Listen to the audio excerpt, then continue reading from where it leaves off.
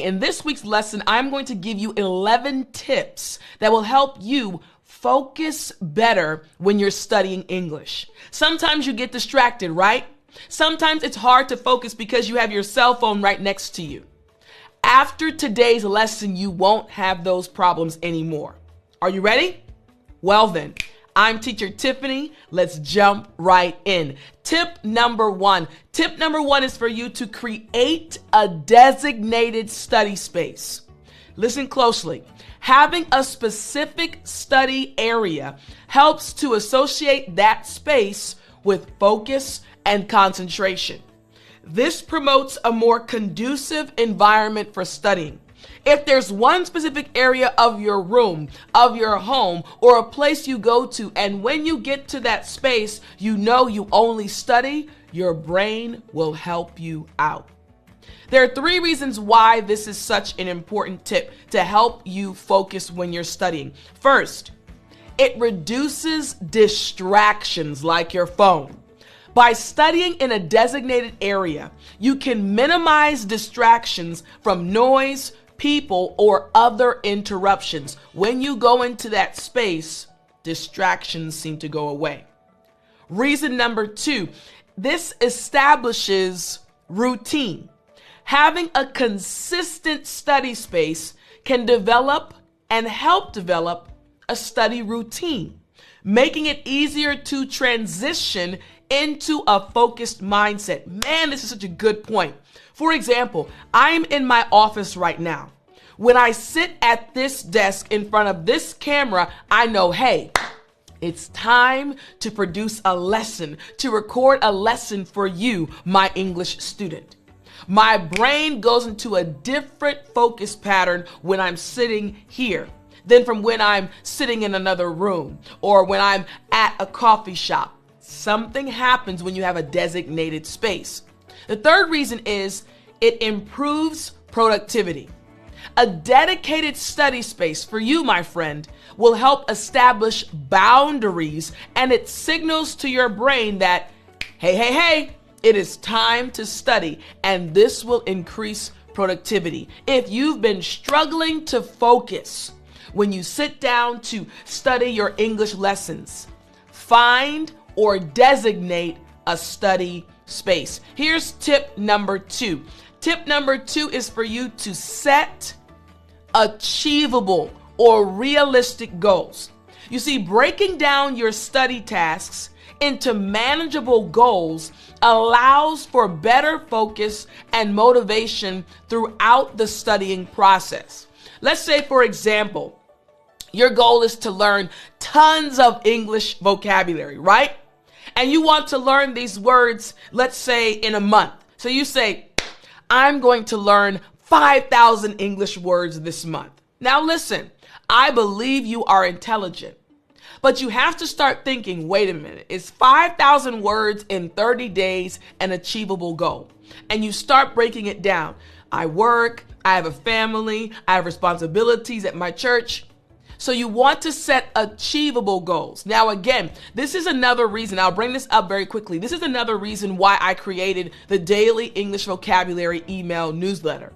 It's a free newsletter where every day I send 5 vocabulary words related to a topic. Why? Because that's an achievable goal. Learning 5 new words connected to a topic, right? And again, I did that to help literally thousands of students around the world. You can join if you'd like. It's free. Go to www.dailyenglishvocabulary.com.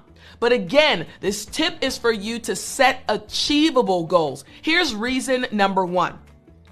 When you do this, it will increase your motivation to study English. You see, achievable goals provide a sense of accomplishment and progression, which can boost motivation to continue studying.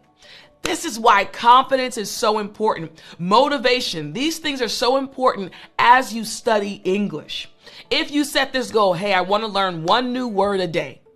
Yesterday, you learned a new word. So what's going to happen today? Hey, I did it yesterday. I can do it today.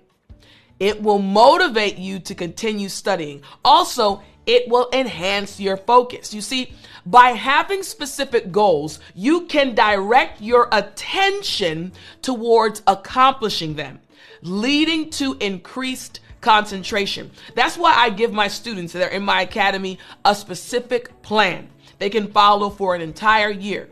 When you have a plan, when you have a goal, it's easier to focus when you sit down to study. Finally, it improves time management. Setting goals helps you prioritize tasks and avoid procrastination. We're talking about helping you finally focus better while you're studying English, which will eventually supercharge your English skills. So, what about tip number 3, another important one? Use the Pomodoro technique. I love this technique. I use it. I actually have a Pomodoro basically clock that sits on my desk, right? And when I want to focus for a certain period of time, I will actually set the timer and push it down and the time will start. So the Pomodoro technique, this time management method involves studying or working for focused periods of time followed by short breaks. Your brain is amazing. It can focus for a certain period of time and then you need to take a break. So why is this tip so important? Here's reason number 1. It prevents burnout.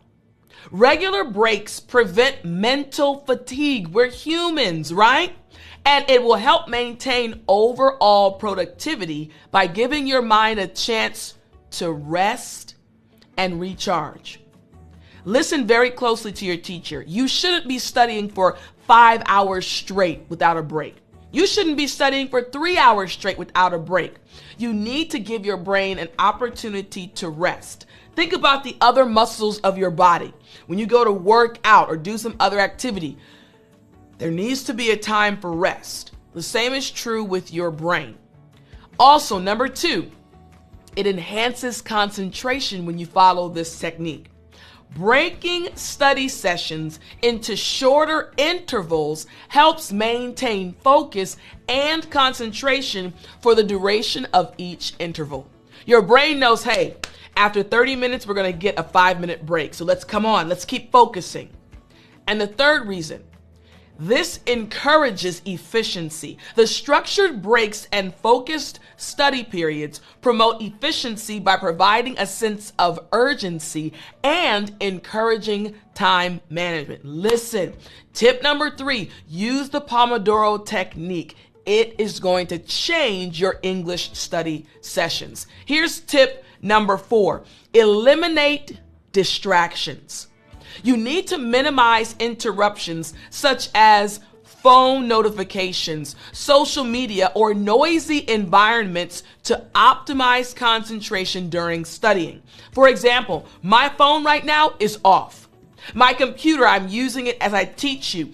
All the notifications are off. The door to my office is closed. Why? I wanted to eliminate distractions in order to focus on you. You need to do the same thing when you are studying. Here are the 3 reasons why this is so important. This will reduce cognitive load. For example, distractions draw attention away from studying, increasing the cognitive load required to get back on track and hindering concentration.